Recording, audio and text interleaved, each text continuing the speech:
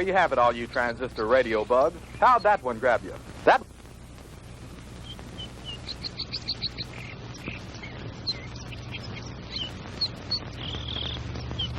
Howie, for heaven's sake, it's almost dark.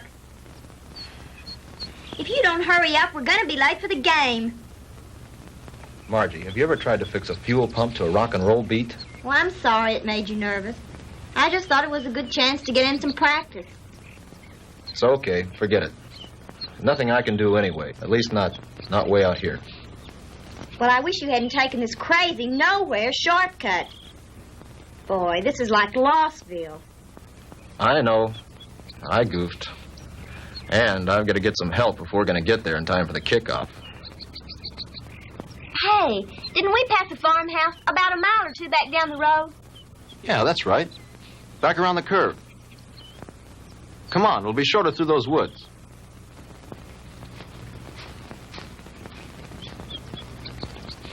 Oh, Howie, look. I don't think we ought to go on that property. Look, you want to get to the game, don't you? Of course I do. Come on.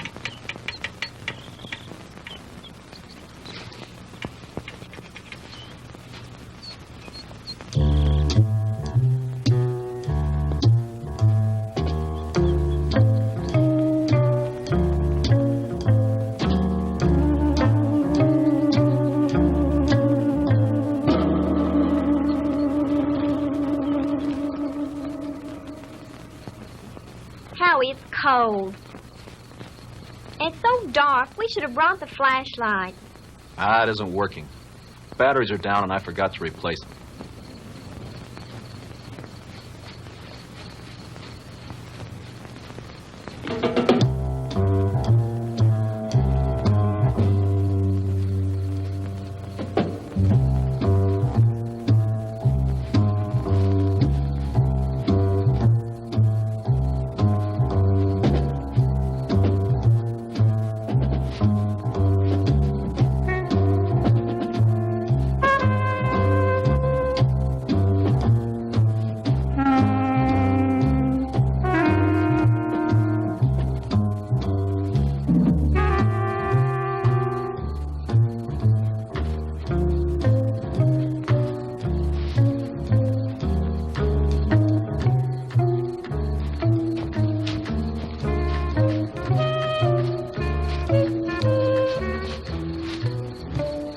Like we've been walking for hours.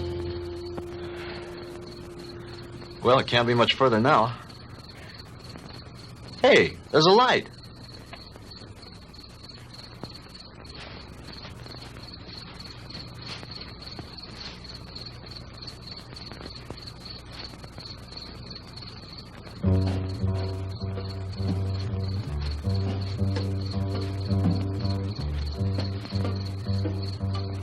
Huh. That's strange. Campfire way out here in the middle of the woods and nobody around. Kind of creepy, isn't it? Yeah. Hold it right there, both of you. Hey, Dad, what are you made up for? I mean, what's the bit? Hey, now, don't point that thing at us. It could go off. Come on now, who are you guys? What kind of a joke is this? I mean, out here in the middle of... Joke, boy? You think this is a joke? Howie, I'm frightened. Look at him. It's got to be some kind of a gag. This can't be for real. Howie, what's it all about? I don't know. Honey, do as I tell you. You edge around behind me. Tell me between them and you. Then run like the devil. Howie, not alone. Do as I say. What are you two young'uns doing out here? Quick, don't let them get away! Run, Margie! Head for the car! Stop, boy! I'll shoot!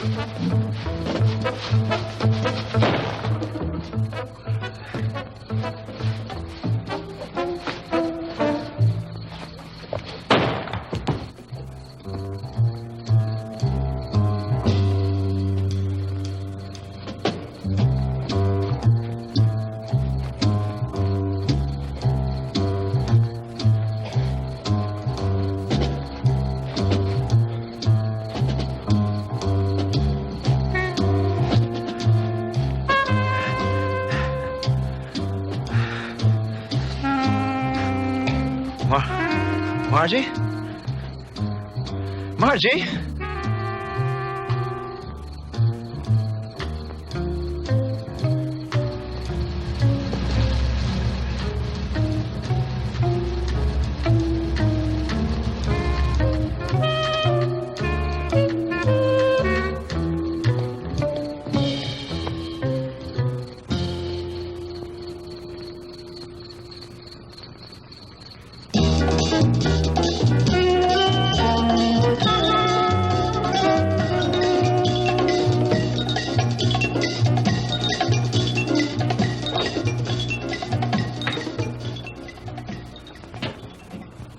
Oh, hello, Jim. What do you need?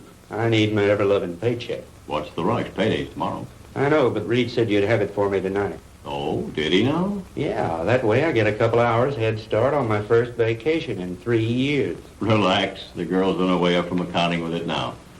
Where you going on this vacation? Some place that can't be reached by telephone, telegraph, teletype, or carrier pigeon. You don't think we'd interrupt your vacation now, do you? Why not? You guys did it for the last 2 years. Jim, nice story you turned in. Well written. Had a lot of punch. When he talks like that, he wants something. As a matter of fact, there's one little favor I'd like to ask you to do before you leave. Uh-oh. Here it comes. As a matter of fact, here it is. The accounting department is certainly coming up with much more interesting figures lately. See you guys. Oh, come on, Jim. Now, this will just take a few minutes. Not much out of your way. All you have to do is get a few details and phone them in from there. From where? Carver Street Hospital. Murphy called in from police headquarters, and some college kid was brought in with a gunshot wound. Here's his name. Why doesn't Murphy cover it? He's on police tonight. He's busy on the cat burglar story. Who shot the kid? That's what I want you to find out. May not be anything in it, but you never can tell. Okay, I'll do it. But afterwards, I'm leaving for my vacation. Definitely, irrevocably, and finally. Do you read me, Great White Fathers? Only too clearly. Have a good time. I intend to.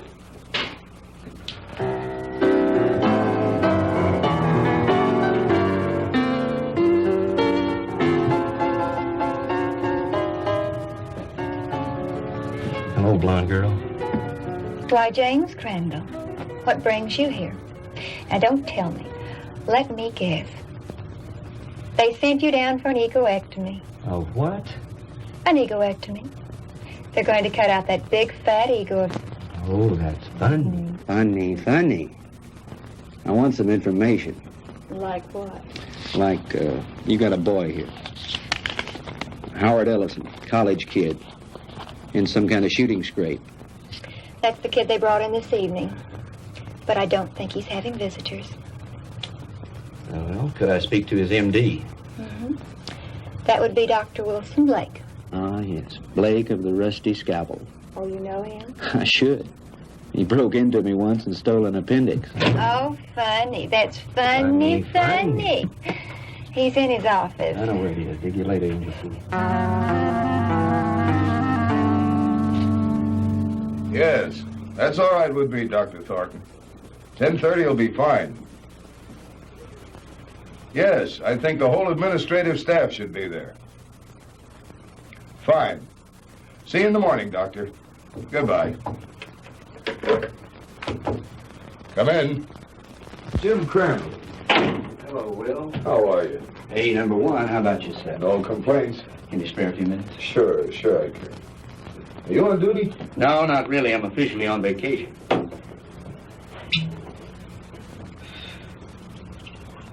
Soda? Just straight, thanks. I bet you're here for a story on that Ellison boy. Good bet. Sit yourself down. So are some friends of yours. They left about an hour ago. Uh-oh, the local gendarmes, no doubt. Right. Lieutenant Partain and a couple of his men. They talked to the boy for about an hour and then finally... Wait a minute. Talk to him? You mean the Ellison kid's able to talk? Sure, he wasn't hurt too badly. The bullet didn't enter any of his vital organs. But the nurse said he couldn't have any visitors. Well, he can't. At least not now. He was too tired after that session with Partain. I want him to get some rest. Well, when can I see him? In the morning. In the morning? But talk, I gotta phone something into the editor. I can't fool around on this thing. I leave on my vacation tomorrow. Well, I envy you. We're so short-staffed here at the hospital, there's no telling when I'll be able to take a vacation. What did the kid say when he talked? He told a real weird story. The police have a transcript of it. I'd rather hear it from you if you don't mind. I don't think I should repeat it. I imagine the lieutenant would rather tell you himself. Oh, come off it, Doc.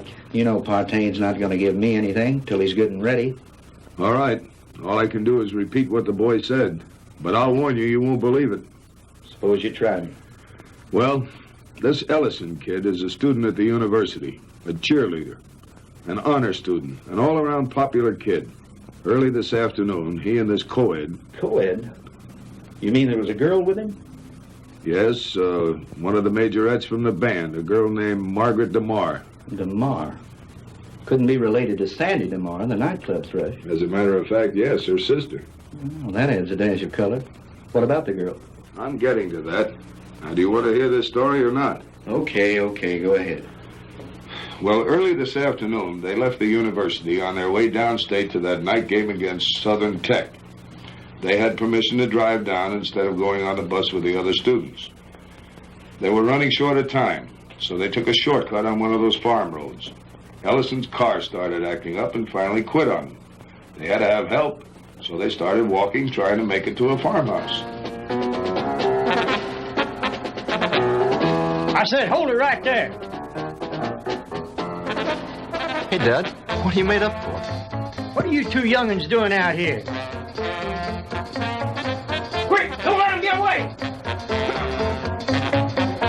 Run, Margie! Head for the car! Stop, boy! I'll shoot! He started running, and that's when he got shot. He got up and he kept on running. He made it back to the car. He looked around for the girl, and she wasn't there. After that, he blacked out. A passing motorist picked him up and brought him in, and that's the story the way he told it. You sure weren't kidding when you called it weird. I've heard some screwy ones in my time, but this one takes the prize. Yeah, that was exactly my reaction, at first. What do you mean, at first? Well, sometimes I'm forced to alter my opinion by certain evidence. I don't know if you're aware of it, Jim, but my hobby is American military history. I collect historical military objects like some men collect stamps, like this item that was brought in by a patient a couple of months ago. You know what that is? Well, it looks like some kind of rifle slug. Mm-hmm. I have a cigar box full of those at home. My brother and I used to find those in the woods and dig them out of trees when we were kids, back in Georgia 30 years ago. It was one just like the one you're holding now that I took out of young Ellison's body and gave to the police this evening. And if you ask me, they're going to have to dig a long way back in their ballistics file to find anything that matches that. Yeah? Yeah. You see, that's a mini ball. The kind of a bullet they used during the Civil War.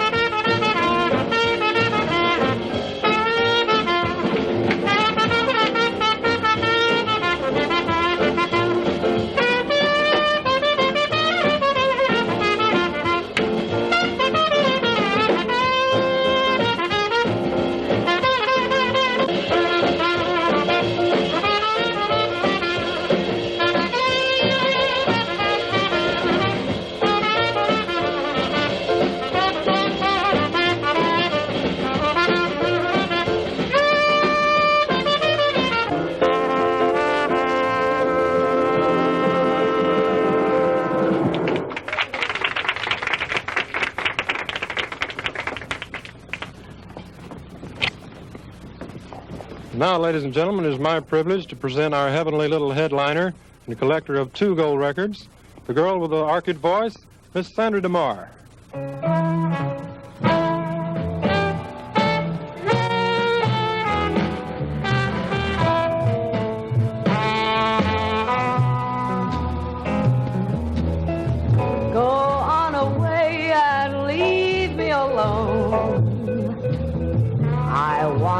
By myself when I cry, and there's gonna be some crying, 'cause I just told my baby goodbye.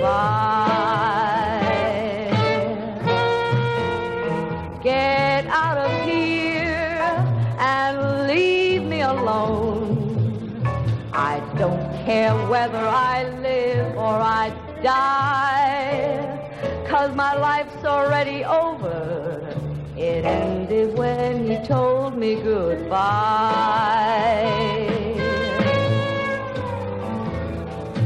Why is it everything happens to me and my dreams all explode in my face?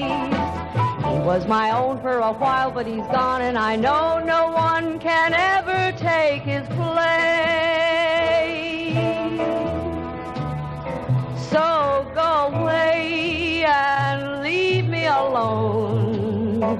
I've got a right to my own private cry. Coming down with the sorrows, 'cause I just told my baby goodbye.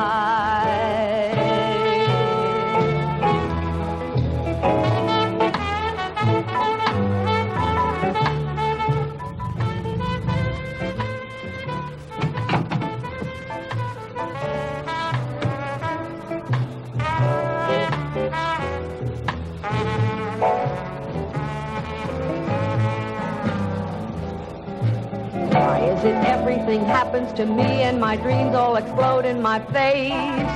He was my own for a while, but he's gone, and I know Good evening, no Lieutenant. one. Evening, Ramon. No Is this visit official? Oh, there's nothing to worry about. We'd like to talk to Miss DeMar when she's through singing. Will you give her something while you're waiting? Thank you. No, we're on duty. Leave me alone. I've got a right to my own private cry. I'm coming down with the sorrows, 'cause I just told my baby goodbye.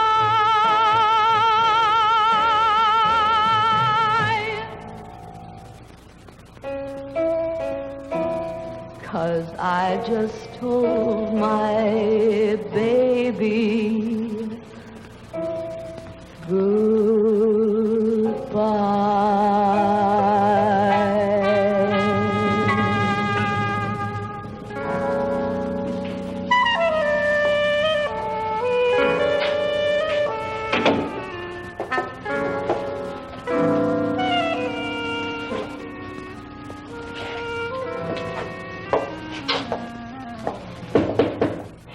Yes. Sandy, are you decent? Yes. 2 gentlemen from the police department want to talk to you. Police? Yes, Miss DeMar. I'm Lieutenant Partain, and this is Detective Lasky. We're just making a routine investigation. Have you heard from your sister this evening? Margie? Why, no. Why do you ask? Well, we just thought she might have called you. You see, we have reason to believe she may be missing. Missing? I don't understand. She's at a football game in Stephenville with Howard Ellison. I'm afraid not, Miss DeMar. Maybe you'd better sit down and let me tell you all that we know about it so far.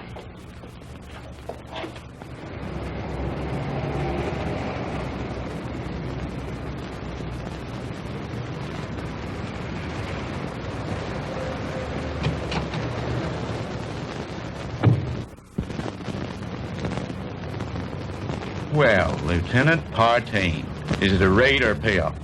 Lasky, we got the Walter Winchell of the Boondocks again. You been talking to the DeMar girl? So you know about it already? Yeah, but not enough. Can you fill me in? At this point, you probably know just about as much about it as we do. Why don't you stop by the office in the morning when we had more time to work on it?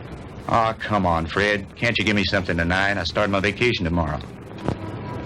Good fishing.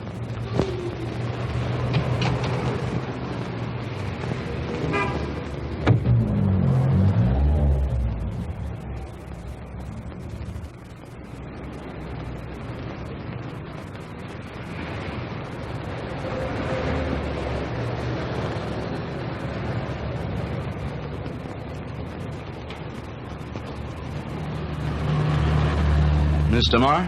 Yes? I'm Jim Crandall with the Sentinel. Could I talk to you a moment? I'm sorry, Mr. Crandall. I really haven't time to talk. I've got to get home in case my sister calls. Well, that's what I wanted to talk to you about. Can I give you a lift home? Thanks, but I'll take a cab. Well, they're kind of slow this time of night. Well, all right, if you're sure it's not out of your way. Of course not. It's part of my job.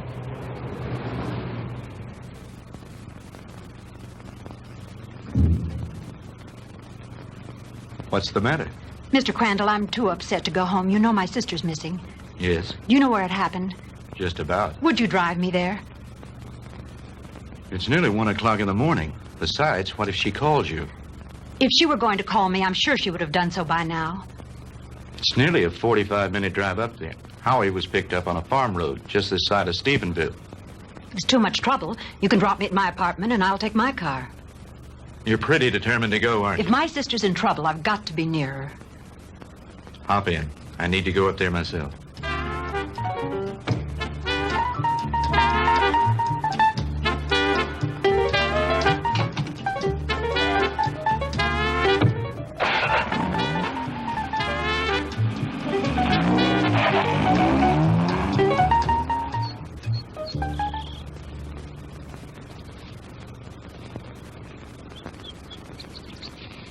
Lieutenant, we checked that house from top to bottom. Nothing there. Okay, Lasky. As soon as the boys are through, have them go in and get some rest. We've done everything we can do here. Maybe the sheriff and his bloodhounds will turn something up. Right.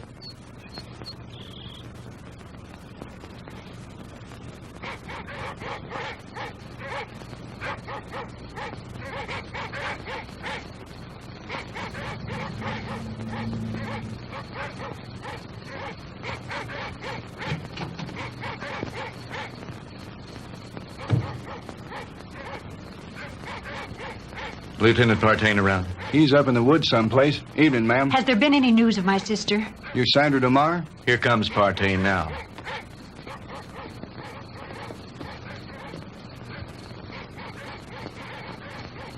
Lieutenant, have you found her yet? I'm afraid not. Crandall, what'd you bring her out here for anyway? I made him bring me, Lieutenant. Can you tell me anything about Margie? No, ma'am. I think you both made a trip out here for nothing. Why don't you go home and get some sleep? He's right, Sandy. You should do as he said. Jim. Somewhere out there in that horrible blackness. It's my sister. Those dreadful dogs. They sound so terribly ominous. Oh, Jim.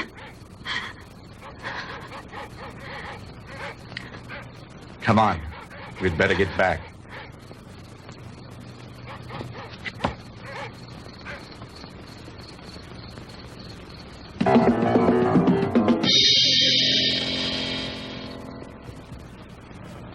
No, I'm going to check all the antique gun shops this morning, as soon as they open. How about the kid's parents? You contact them? Lieutenant, Ellisons live in Denver.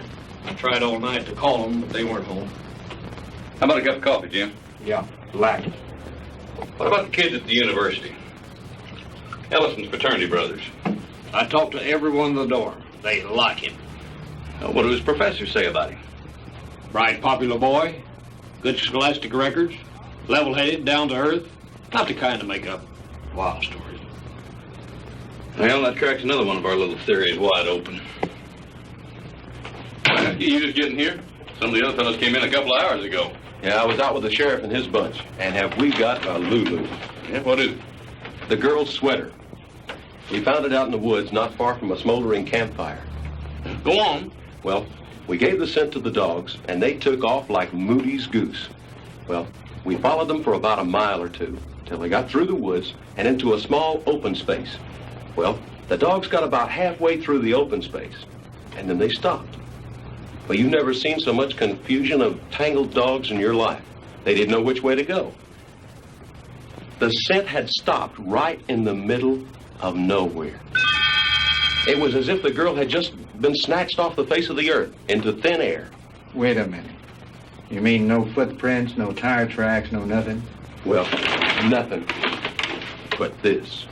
Well, so you found part of a costume. Costume? This is the real article. I checked it out. What do you mean, checked it out? Look at the label on the inside. McCord Brothers. McCord? Outfitted to the military. Charleston, South Carolina. I checked with the Charleston department, and they gave me some very interesting facts from one of their newspapers. It seems that McCord Brothers, the company that made that hat, burned to the ground in 1869 and was never rebuilt. It's been non-existent for over 100 years. This case is getting screwier by the minute. Don't it, though? I'll have you run this down to the lab and then go home and get some sleep. How about me, Lieutenant? Sure, go on home.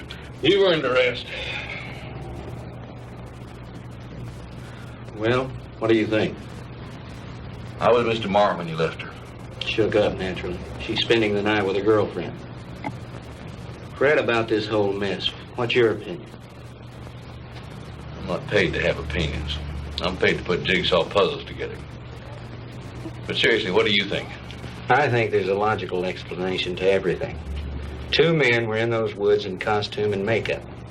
Anyone knows there's lots of guys around nowadays who collect antique guns. They belong to clubs, they have meetings and shooting contests every so often. A couple of them got liquored up a little, wanted to have some fun and scare the kids. But something went wrong. It's as simple as that.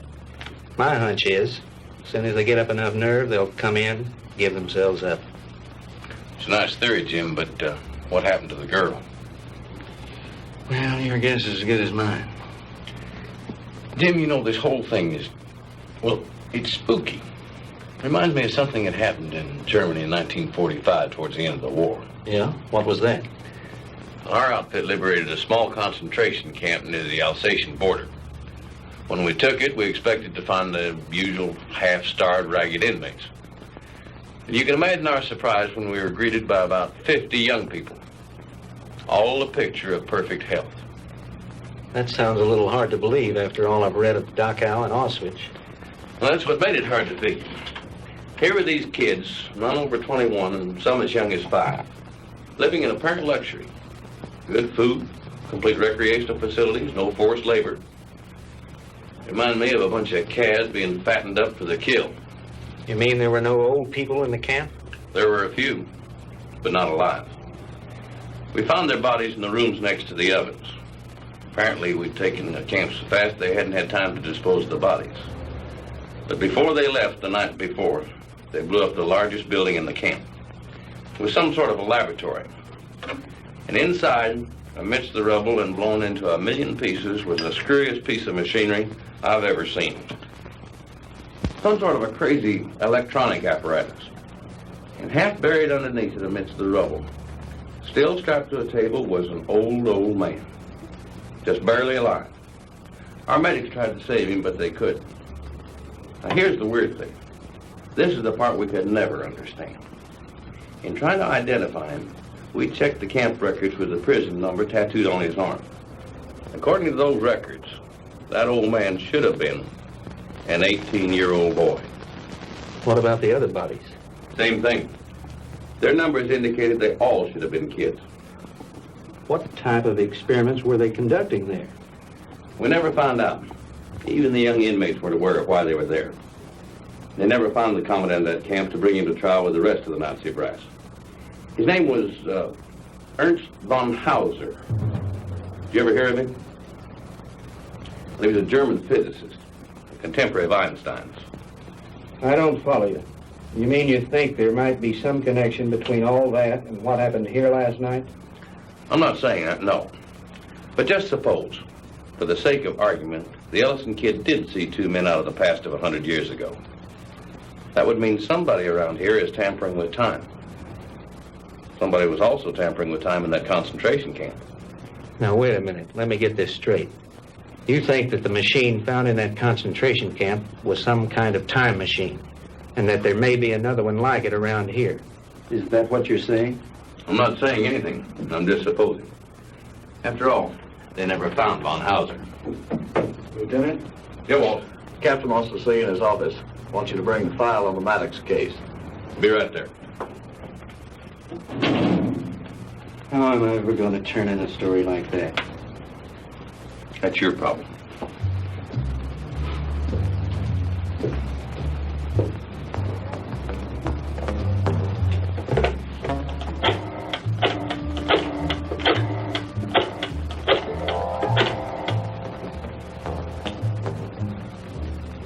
Hello? Give me the city desk.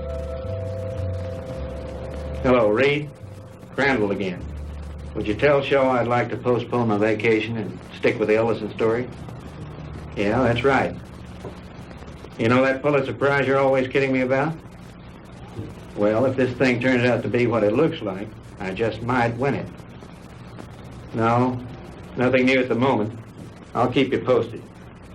Yeah, I've got a little research to do in the library. Then I'm going to the hospital to interview the kid. Right. Talk to you later.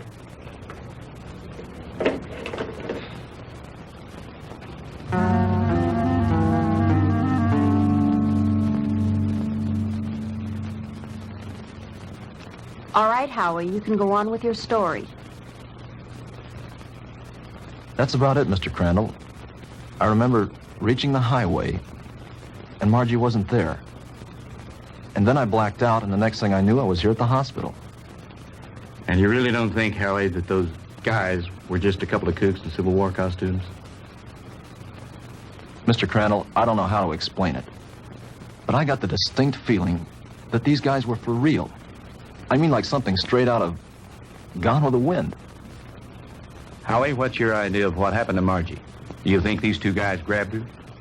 I don't know, Mr. Crandall. I don't know. That's what's bugging me out of my skull. Nurse, is Mr. Ellison awake? Yes, he is. He has another visitor, but you can go on in. Thank you.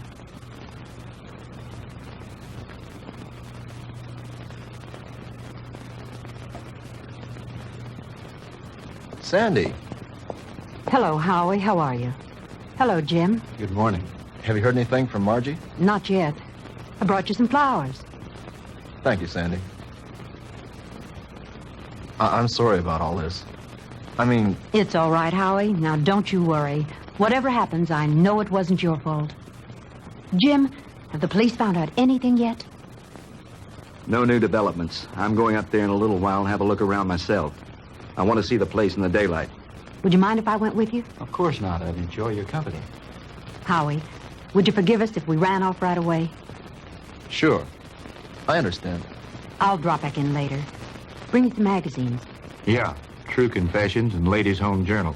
Gee, thanks, Mr. Crandall. Those are two I never miss. See you later, Howie.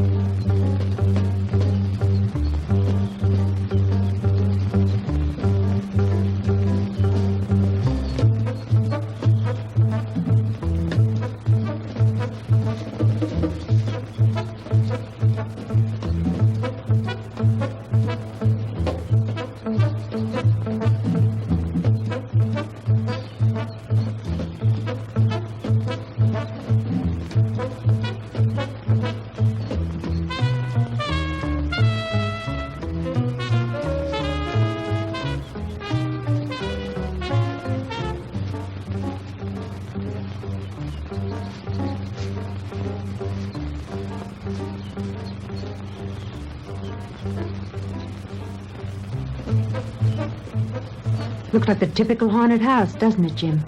Yeah. The meadow where they found the cap and where Margie's trail ended is supposed to be nearby. Do you think this old place has anything to do with her disappearance, Jim? I don't think so. They searched it and didn't find anything. Her sweater was found somewhere in those woods. think I'll have a look around.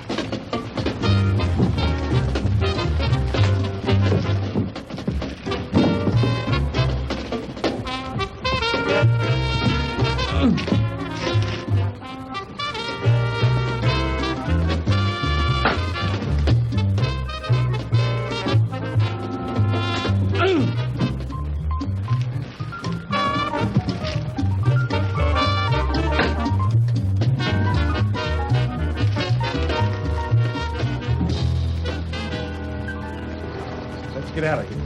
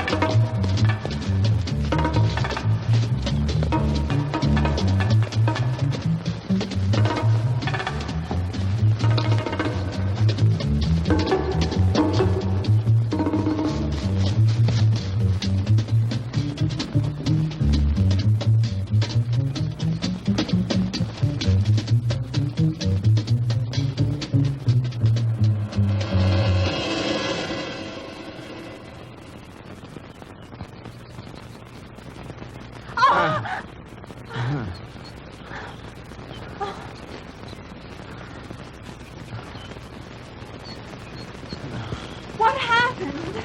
I don't know, but we better get back to the car.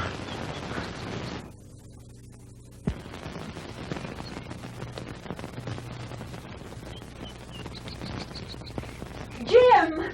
Oh, the car! It's gone!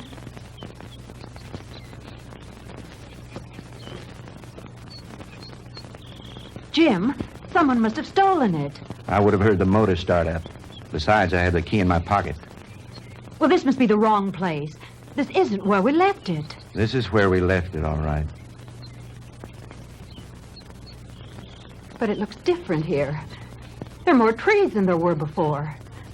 And that fence, that wasn't here when we came down the road. And the barbed wire fence is gone. Jim, we're lost. I don't think so. At least, not the way you mean. Jim, I'm frightened. It's all right. Let me think a minute. This road was paved, and now it's dirt. And there isn't a telephone pole in sight. I know. Jim, what is it? What's happening? I don't understand it. Where's the car? Where are we now? Jim, I know you know what's happening to us, and you won't tell me. And why not? What's going on? Fantastic. Incredible. I never really believed it. Tell me what's happening. Sandy. What's going on? What dreadful thing Sandy. is happening? Tell me. It'll be all right. Everything's going to work out. But we have to keep our heads. I believe our best bet is to follow this road and see where it leads. Come on.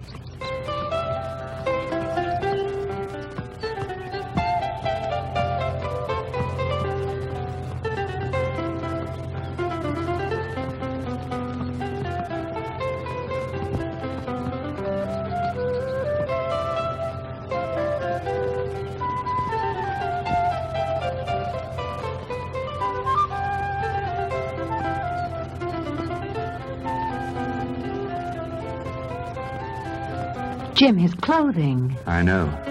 Ours are just as strange to him, especially your short skirt.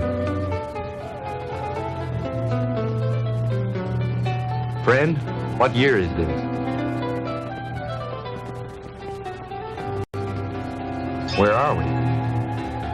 Witchcraft! Witchcraft! Ha!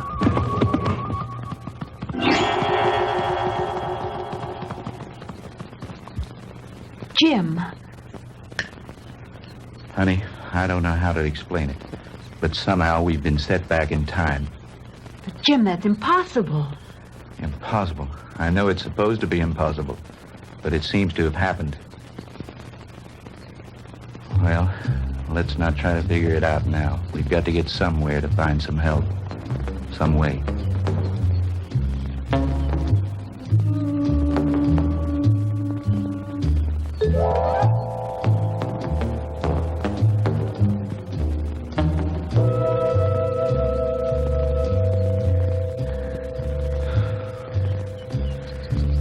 Jim, I'm sorry, but I don't think I can go any farther.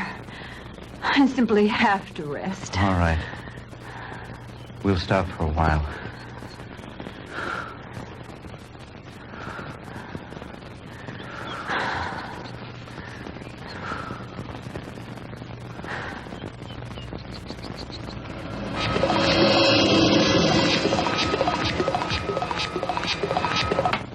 Welcome, my friends, to my little workshop. Do not be alarmed or cause unnecessary commotion. You are in no danger. At least, not for the moment. Won't you please step out?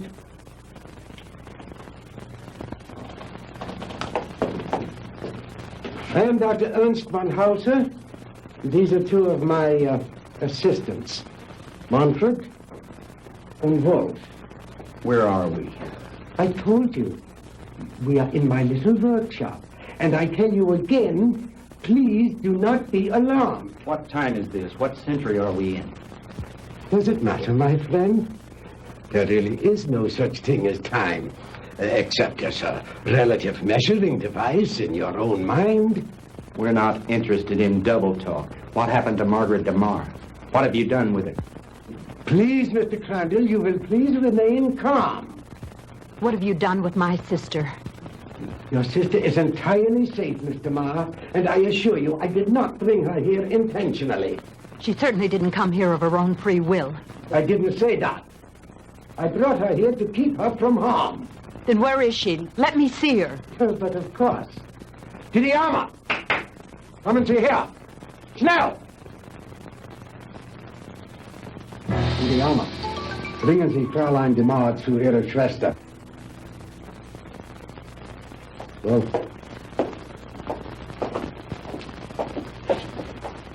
no need for alarm, Mr. Crandall. She'll be all right. She'll be able to freshen up. We will even furnish her a change of clothing.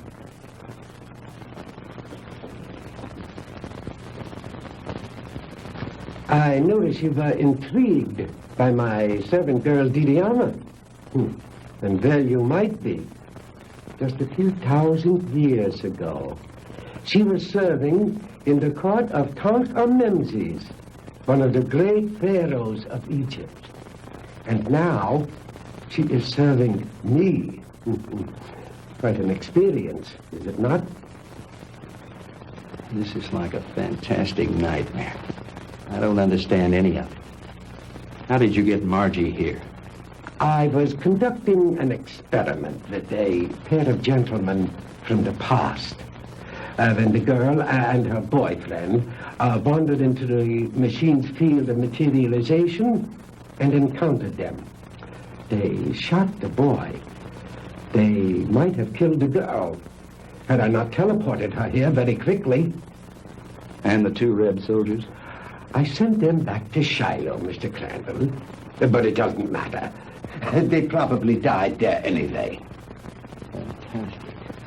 Utterly fantastic. Tell me, Doctor, why did you send Sandy and me back to 1789? I admit I took advantage of you to conduct a little experiment.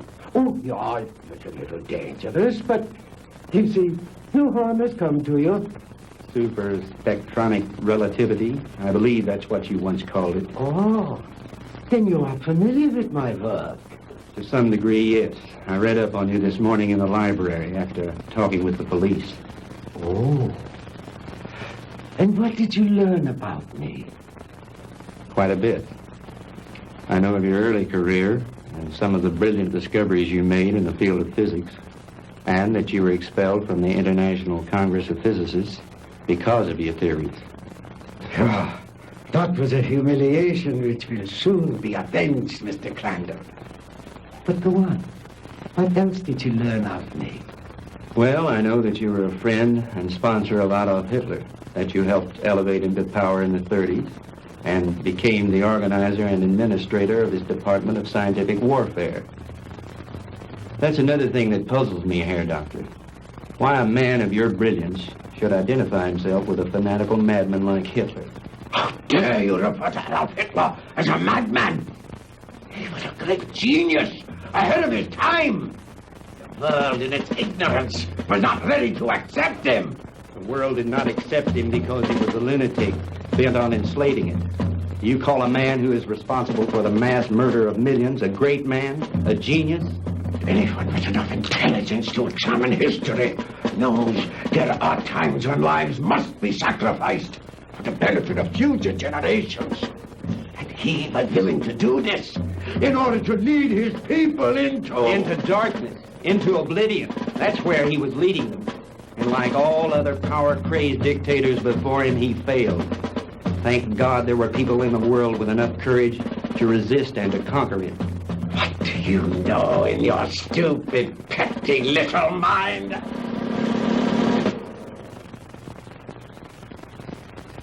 You will forgive me, Mr. Crandall, for my outburst of temper.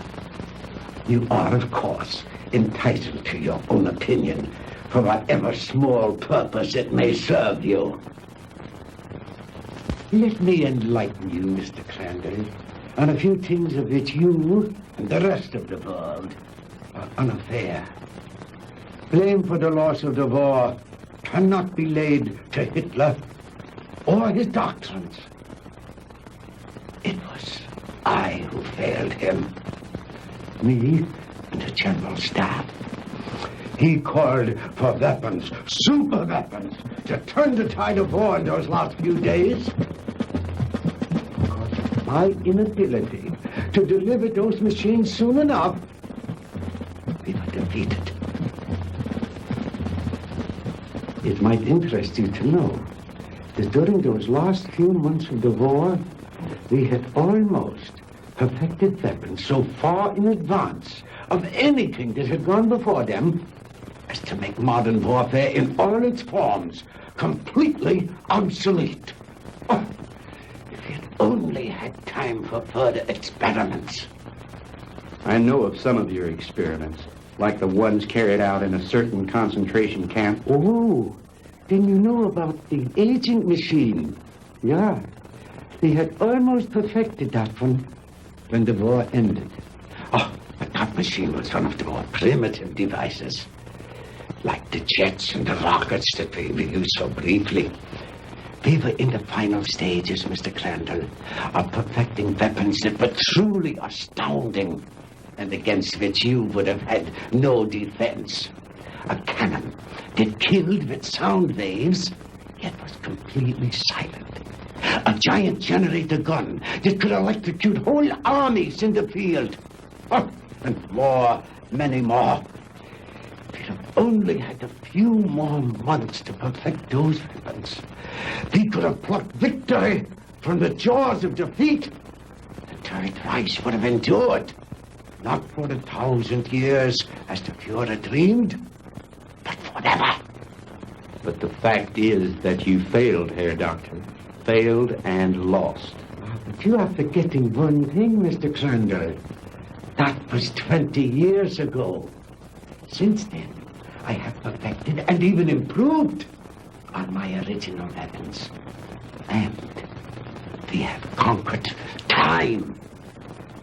Dr. Einstein's so-called fourth dimension. Hitler will return, Mr. Crandall, and soon. Your victory was but a temporary one.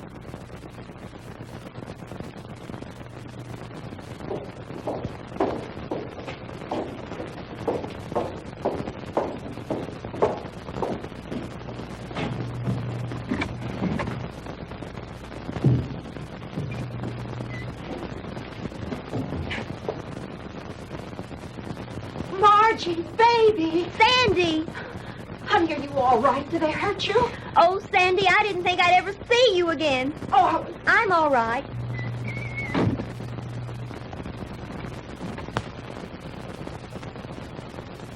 let us out of here. Open this door. Let us out. Please, don't let them keep us here.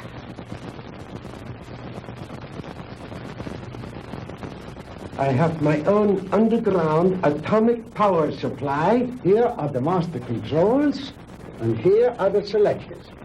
With this dial, I can control the century I wish to deal with. These other dials, of course, are for the selection of the year, the month, the day, even the hours and minutes, and even seconds. These are the acceleration switches with which I can control the velocity or speed of the passage of certain relative segments of time, just as you would increase or decrease the speed of an automobile.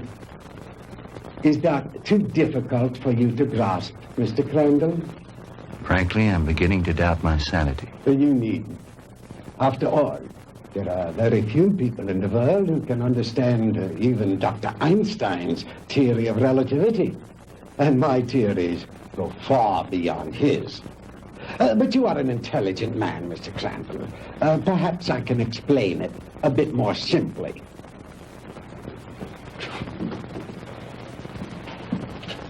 We will let this line represent the world. With a line here to represent the equator, and a mark here and a mark here for the north and south poles. If an aircraft starts here, this side of the equator, and starts going up and up and up, it is going north, toward the North Pole. But the instant it passes over the pole, it is no longer going north. It is going south. And yet, it has not turned or changed its direction in any way. Now, that is the simplest way I know of to make you understand how my theory of superspectronic relativity was first developed. It has long been established that time and space do not exist except in relation to each other. Therefore, they are inseparable, indivisible, a space-time continuum. The faster we travel in space, the faster we travel in time. Now, let me use this short vertical line to represent an instant of time, and this horizontal arrow to represent velocity or speed. Now then, scientists have long held that light is the top limiting velocity in the universe. In other words, there is nothing in the world faster than light. And yet it is known that beta particles ejected from the nuclei of radioactive substances can attain velocities up to 99% that of light. Now, I have always based my theories on the premise that there is no limit to space. The universe is limitless. Well, if there is no limit to space, then there is no limit to time, and no limit to velocity. Therefore, I thought there must be something in the universe that was faster than light. Oh, the years of frustration and failure before I finally had to submit to the one irrevocable fact: there is nothing in the universe faster than light. But I discovered a new ray in the spectrum with a wavelength infinitely shorter even than that of the cosmic ray. This ray I called the minus ray. I'm afraid you lost me, Doctor. Well, in other words, while I discovered that the velocity of light is indeed the top velocity in the universe, that velocity need not remain constant. I discovered that through minus rays, velocity could actually be accelerated. And let me illustrate in this way. This line represents an instant in time. An instant, that is, in relation to our immediate vicinity in space. Now, if you enter a dark room or flip a switch, that room is instantly flooded with light. That is because that light, traveling at its great velocity, takes hardly any time at all to cover that small area of a room. It is immediate, instantaneous. Now, if that light had traveled any faster, it would have come on before you flipped the switch. Are you beginning to understand? I think so. Fine. Now then, just as I illustrated a moment ago, with the airplane flying up over the world, heading north until it passed over the North Pole, then its direction became south. The same thing is true, in a sense, of time. If the velocity of ordinary light, represented by this arrow, should be accelerated, then it will pass beyond the instant, represented by this vertical line, and no longer be moving in the direction of the future, but it will be moving in the direction of the past. It will no longer be going forward in time, but backward. The greater the velocity, or I should say, the greater the acceleration, the further back in time it will travel. In other words, if a guy left New York for Los Angeles and traveled fast enough, he'd get there before he started. You joke, Mr. Crandall, but crudely expressed, that is exactly what would happen. Why are you telling me all this? To impress upon you the superior scientific knowledge that we possess, my friend, and to illustrate why we would have won the war if we had only had a few more months. We were the slaves of time then. Time was our master. But I have changed all that. Now we are the masters, and time is our servant. Ah, you Americans are an egotistical, arrogant lot. How proud and superior you felt as you strutted through the ruined streets of our cities. The proud conquerors claiming the spoils of war. It's only temporary, my Yankee friend. Soon Hitler will return.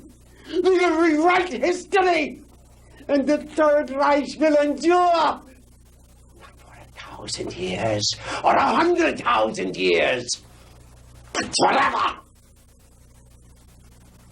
Immortality. The age-old dream of man is ours. The rest of the world will fall at our feet, and we shall rule for all eternity.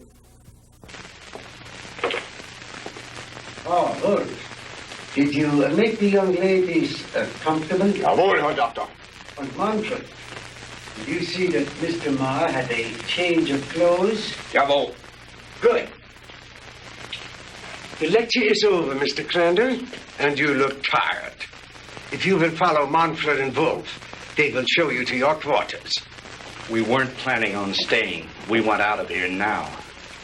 I'm afraid that is impossible, Mr. Crandall. I must insist that you accept my hospitality. Now, wait a minute. Get your hands off me. Let go. Hornhauser, you can't get away with this.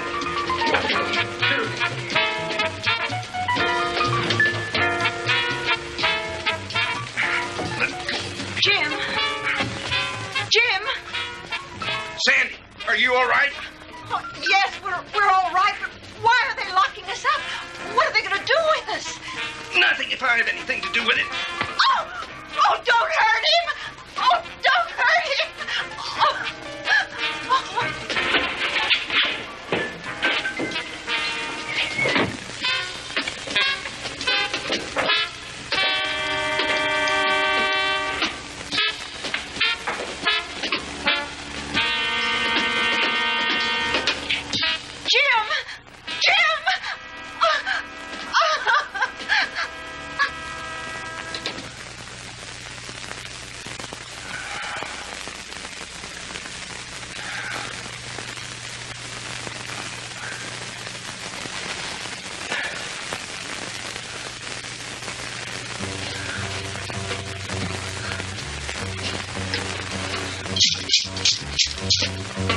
Sandy! Sandy!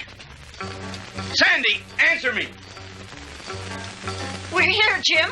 We're all right. How about you? Just a minor headache, honey. Is Margie still with you? Yes, she's asleep. Jim, I'm scared. What do you think Von Hauser intends to do with us? I don't know. But I do know one thing. I've got to figure a way out of here. Sandy, honey, I'm sorry about everything. I shouldn't have brought you with me this morning. It wasn't your fault. I asked to come along. After all we've been through, you must be beat. Have you had any sleep? No, I was worried about you. Well, try to get some rest while I do some thinking. Okay. As soon as Margie wakes up, I will.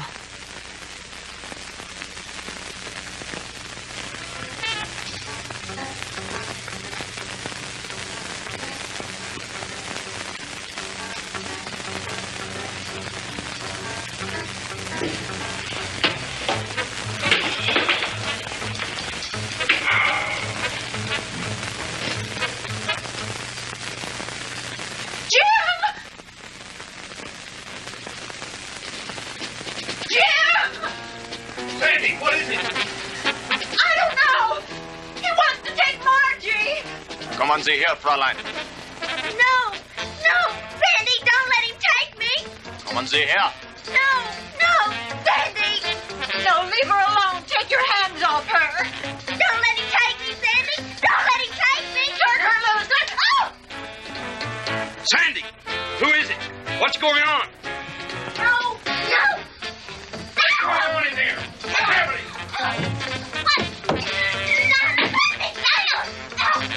What is it? What are you doing? Where are you taking her? Margie!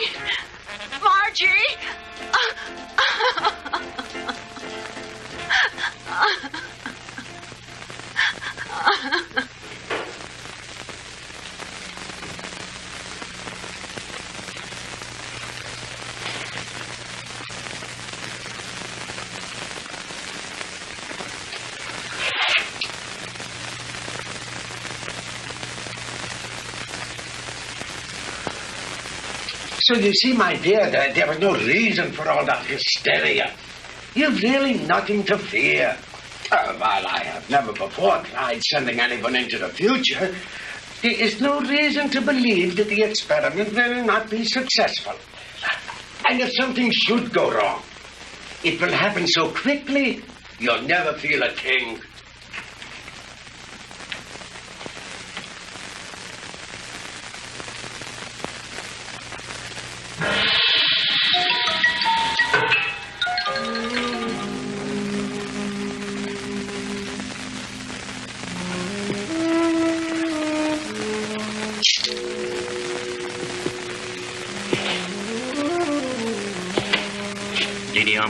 It is time you eat now.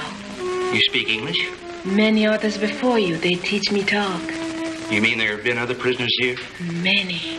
Are there any others here now? They all disappear. You eat now.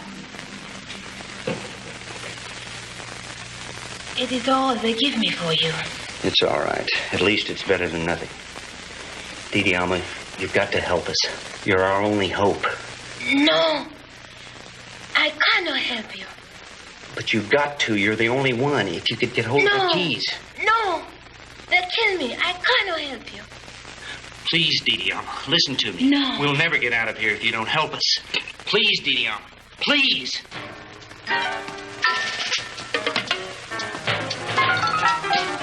I bring you food. You eat. Thank you. Sandy, see if you can persuade her to help us. It may be our only hope. Someone come. I must go now. Was ist los, Herr?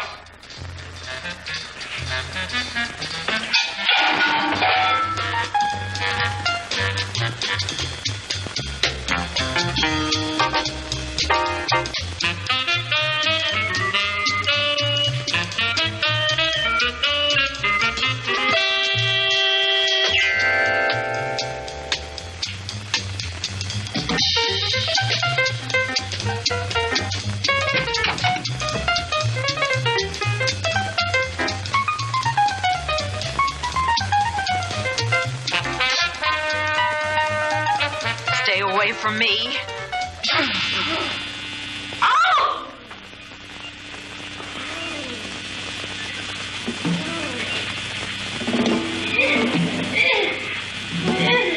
Sandy! Sandy!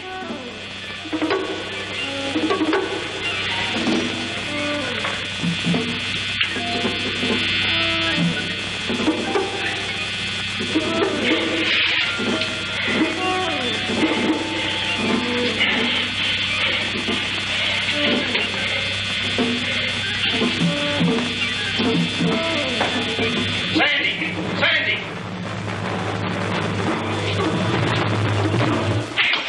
Sandy, are you all right? Sandy, can you hear me?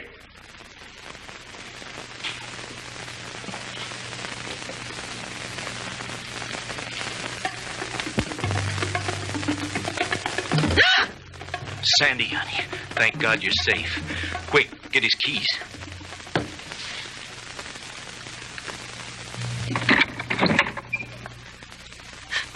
Oh, Jim, it was awful. He strangled her. It's all right, honey. Try to get hold of yourself. We've got to get out of here. I'll be fine.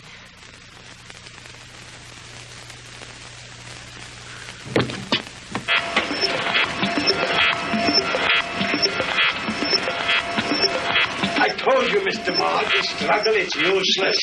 You will only tire yourself needlessly.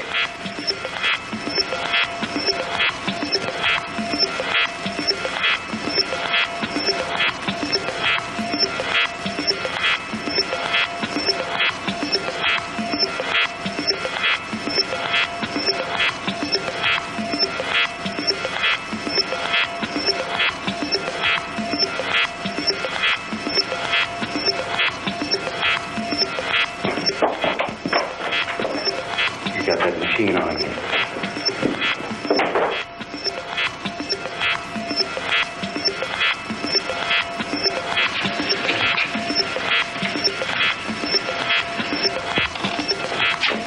Switch it off, Doctor.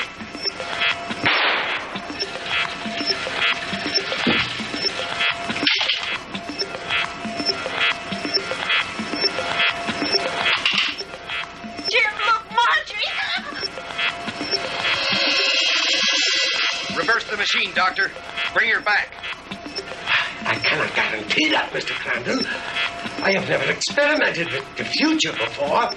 You insane, sadistic. If you don't bring that girl back, I'll empty this gun into that warped brain of yours.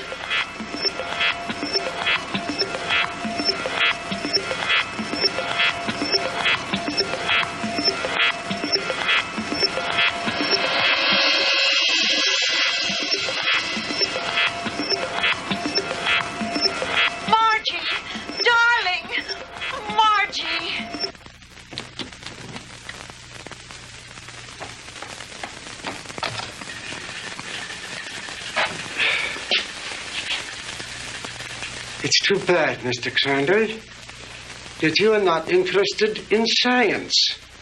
But you Americans are so impractical anyway. Jim, look out!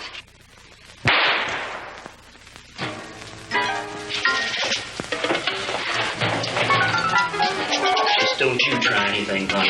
Don't try anything. That should cut down on your time travel, my good doctor.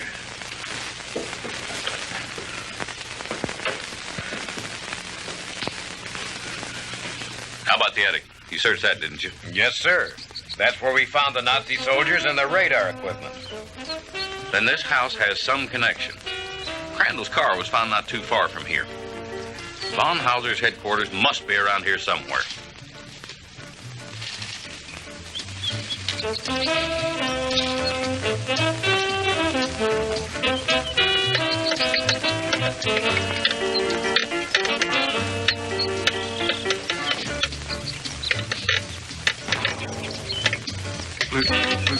Lieutenant?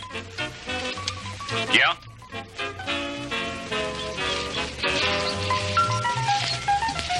What is it, Finley?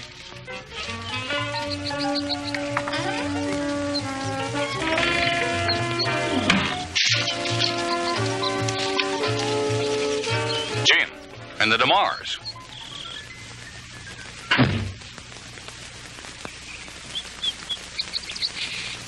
Where in the devil did you three come from? Von Hauser's country place, Fred. We spent a very interesting night there. Where is Von Hauser? Down there in his laboratory. Listen. What's that sound? That's the machine. You'd better stop it before he gets away. Lasky, you come with me. Finley, you stay here with them. What machine? The time machine. The what machine?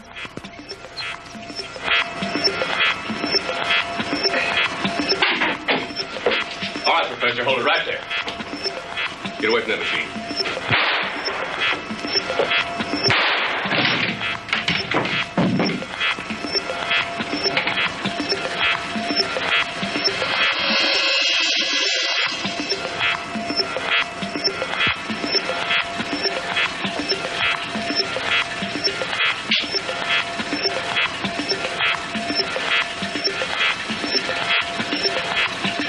If I hadn't seen it with my own eyes, Lieutenant, I wouldn't believe it. I know. Lasky, if you ever tell anyone what I'm about to do, I'll have your job so help me. Is that clear? Lieutenant, I ain't seen nothing. Well, I don't know what makes this contraption work, but I think I know a darn good way to shut it off.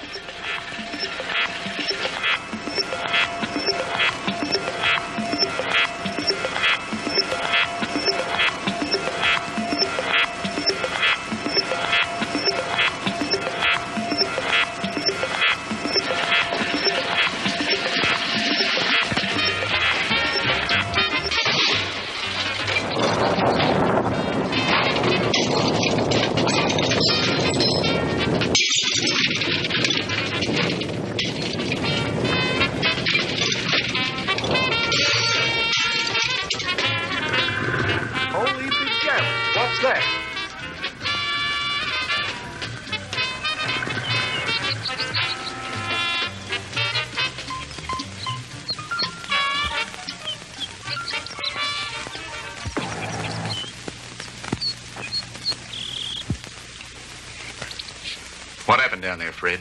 Forget it. Finley, call Miller at headquarters. Have him send some of the boys out. Are you two all right? Everything's fine. Thank you, Lieutenant. Why don't you take the two ladies home? Come on, Lasky.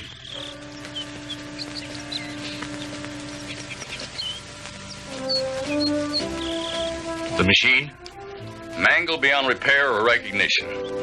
Too bad the big brass didn't get a chance to look it over, isn't it? But why, Fred? You had no right. No right, huh? Listen, the way I figure is like this. Sooner or later, some other joker is going to invent a machine just like it. Maybe by then the world will be ready for it. God only knows we aren't now. Hydrogen bombs are enough for people to worry about. Yesterday should be left alone. Because today, the world has enough problems. Just trying to make sure we'll have it tomorrow.